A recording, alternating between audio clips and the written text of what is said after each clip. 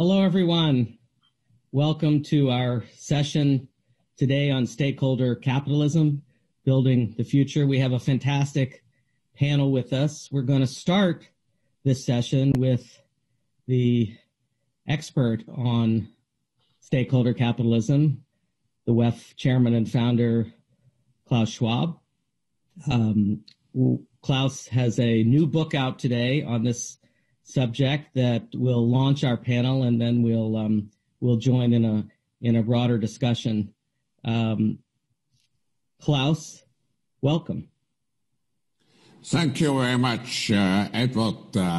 It's really a very important moment, not just because I'm publishing a book, but we are witnessing a mindset change. I think we are moving from the priority of short-term shareholder profit maximization to a world which is characterized much more by stakeholder responsibility.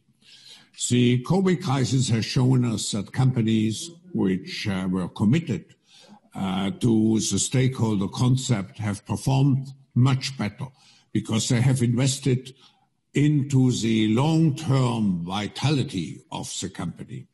So what we have to do now, and what is very important, is to walk the talk.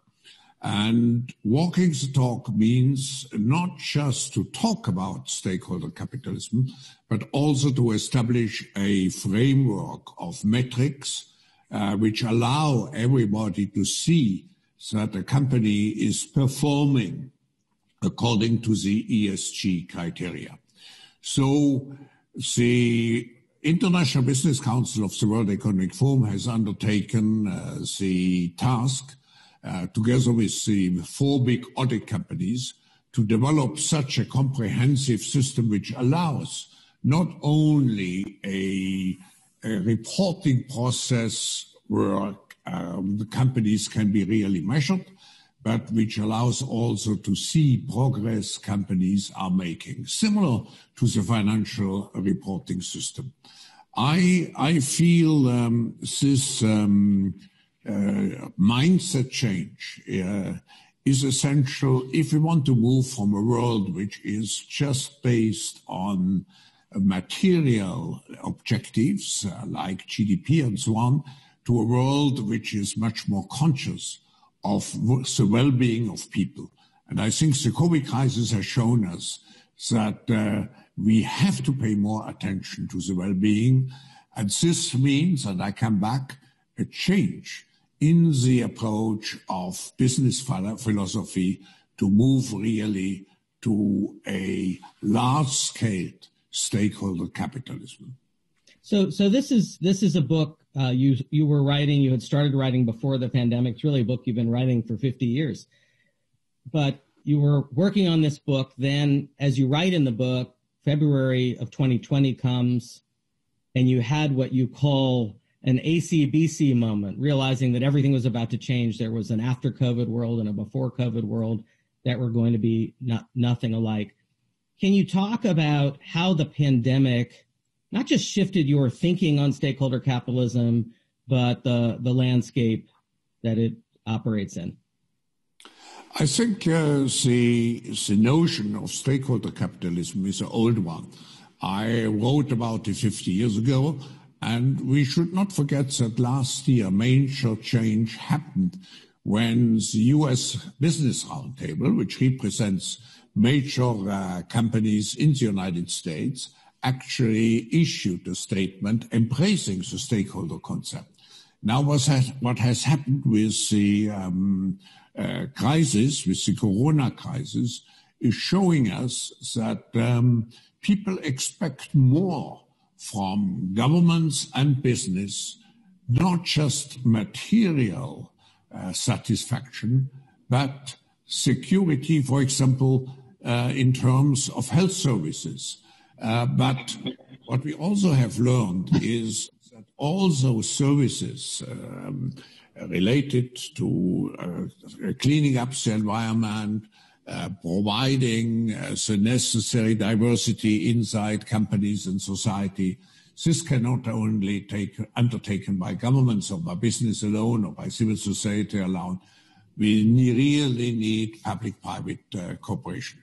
So the crisis has shown us we need a mindset change, and we need also to move from a society where business and governments have very separate tasks to a society where the two, together with civil society, work hand in hand. How different do you think the book is, the final form of the book, versus where it was headed prior to that moment, that realization in February? I think the big change is people are much more open today compared to a year ago, where we felt all being in a society which is well-doing and so on. Now they have noticed the fragility of global society. So we went from crisis to extreme crisis in a way. Health crisis, economic crisis, inequality crisis, trust crisis, democracy crisis. And that has spurred this openness. So everybody went into panic mode. We all did around this time last year. Obviously, some companies fared extremely well in the pandemic, but of course, far more, particularly small businesses, have suffered terribly. How has that impacted not the philosophy of stakeholder capitalism, but the ability of companies across the spectrum to execute it?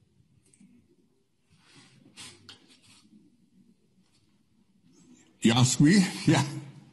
Yes. Question to you, and then we'll open to the group.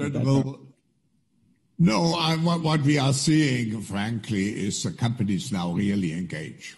And I see it in terms of our different initiatives. The Forum has about 100 initiatives related to climate issues, related to creating jobs and so on.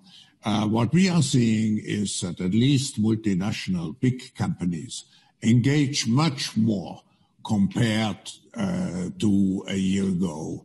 I think they have listened to the people who have great expectations today, expectations which means that they have to exercise stakeholder responsibility. I guess I was really asking about the smaller companies that have suffered much more and for whom survival minute by minute is such a focus right now. How are you seeing it? Is it playing out at all beyond big companies? I mean, for this to really grow, obviously it's got to go beyond the largest companies and include the way everybody thinks about capitalism and their employees and their community. No, it's my big concern because small and medium-sized companies have been much more hit by the crisis compared to large companies or most large companies. So I'm very pleased, and I think it's a task of society to take care because they are an essential part of our economic tissue. So we have to make sure that it's not their fault, that they can survive the crisis, because we need, at the end of the crisis, we need still a prospering middle class in as far as companies